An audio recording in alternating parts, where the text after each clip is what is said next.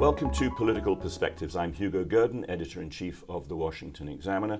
I'm joined for a political discussion today, as I usually am, by Byron York, our Chief Political Correspondent. If you're joining us on the Washington Examiner website, welcome. If you're watching on our YouTube channel, please like and subscribe. The button is down about here if you have a look at your screen. We're glad to have you with us. Byron, I want to talk and I want to get your views on first of all, on a story or on a subject which is not really in the news, or perhaps I should say a person who's not really in the news, and that is our president, Joe Biden, the great disappearing president. There's reporting out there that he's hardly even phoning it in anymore. And he seems to have boarded the airplane for foreign parts after the shameful pardon of his son, Hunter Biden, and largely disappeared, not taking part in the Democrats' election defeat post-mortem. How do you read this? What's going on? Well, the fact that he's not in the news is the news, because he's President of the United States, and he's going to remain President of the United States for 6 more weeks until January 20th. A lot has been going on in the world, not much of it good, and the President of the United States needs to be active in this. I think this really came home to everybody when Donald Trump went to Paris for the Notre Dame reopening. What a nice group. Good man, this one. And there was Emmanuel Macron, the president of France, and there was Volodymyr Zelensky, the president of Ukraine. They were there, and they were treating Trump like a head of state, a fellow head of state. And there was a meeting. Now, of course, I mean, Trump conducted foreign policy in that meeting. I mean, I don't know exactly what was said in it, but obviously Zelensky is looking at the man who's going to be the president of his greatest benefactor in a few weeks, and he's got to somehow deal with Donald Trump. So clearly Trump assumed the sort of mantle of leader of the free world there, which is all fine except, wait a minute, where's the President of the United States? And he was home resting up. And so I think since then, I think you've seen two things. I think you've seen Democrats who are just uncomfortable with this whole situation. They're not going to come out and criticize Joe Biden, but they're uncomfortable with it. And you've got Republicans who wish that Trump could be president sooner. Well, the transition has taken place in a sort of psychological and political way, even though it hasn't taken place officially. And I'd like to turn to the transition and specifically to a couple of the nominations which appear to me to be going in opposite directions. And those are of Pete Hegseth for the Department of Defense, Tulsi Gabbard for the Directorate of National Intelligence. A week ago, Pete Hegseth's, the money markets had Pete Hegseth's chances of success at 12%, the betting market. It's now at 69%. There's been a revival for Pete Hegseth in the past week, and I think most people think he's probably going to get past. Talk a little bit about what he's been doing and how he's managed to affect this turnaround. At the moment, they had Hegseth at 12%. They probably had Ron DeSantis way up there. For a moment, there was the float of DeSantis' name, and everybody said, oh, that's what's going to happen. What happened was, all the way up until a week ago, Hegseth had been the target of a lot of drip, drip, drip, anonymous allegation journalism.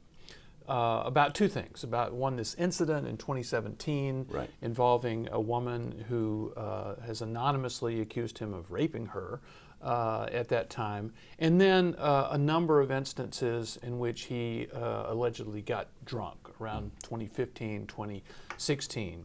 And every single allegation was anonymous here. And at the same time, you had people who had worked with Hegseth at Fox News who said, you know, look, I went on the air with him at 6 in the morning, and believe me, if somebody's been drinking all night, you're going to know it. And that's not the case. It never happened. So you had defenders for him.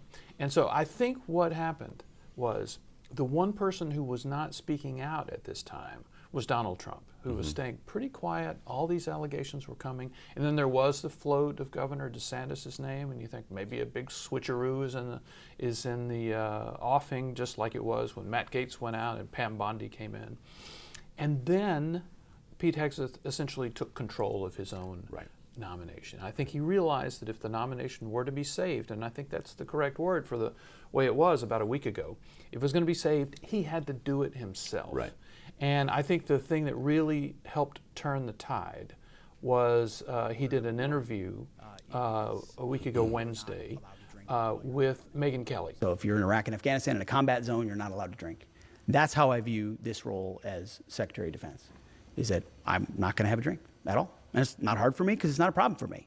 But I need to make sure the senators and the troops and President Trump and everybody else knows when you call me 24/7, you're getting fully dialed in, Pete. And he told his own story. He addressed the allegations. And I think people got to see the Pete Hegseth they thought was there, but they weren't hearing him speaking. Since then, he's been very aggressive with media reports, and then a lot of Trump supporters have been very aggressive themselves on social media, especially being critical of Joni Ernst, the senator on the Armed Services Committee, who has been waffling about him. These days, Ernst is sounding more positive. She still has not come out and said, I will vote for Pete Hegseth. But she's sounding pretty positive, and it sounds to me like the nomination is in pretty good shape, even though, I mean, there's still going to be a lot of issues for the confirmation hearing. One, Democrats are going to bring up a lot of dirt if they can. But two, putting that aside, there's going to have to be the issue of, you know, the Pentagon is an $850 billion a yearly budget. There are 2-3 million people under your administrative purview. Have you ever run an organization that big? I mean, what's your experience for that? Those are entirely reasonable questions that still remain for this nomination. Yeah, I think the point you make about him taking the initiative, taking control of his own nomination is a really big deal. Just the latest appears to be that he has put out on social media his acceptance letter to from West Point from years ago. I believe that there's some hit piece coming from that notoriously independent and neutral organization, ProPublica, and taking the initiative has been a big thing for him. But let's turn to Tulsi Gabbard. She's the only nominee other than Matt Gaetz, who we at the Examiner have officially said should not be approved. There are obvious questions about her views of the world and national security. I stand in full support and wholeheartedly agree with the statements that President Trump has made. But it is also now said that her interviews are not going well up with senators on Capitol Hill, that she's sort of relying on her attractive personality and is not well briefed. Is that what you're hearing? And am I right in thinking this nomination is getting on weaker and weaker ground? There are certainly doubts about this one.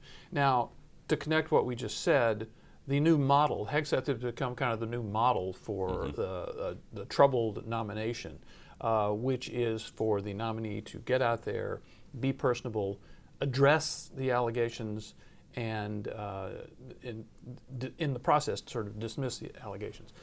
That hasn't happened as much with her. She hasn't had that Megyn Kelly interview where she addresses her earlier positions.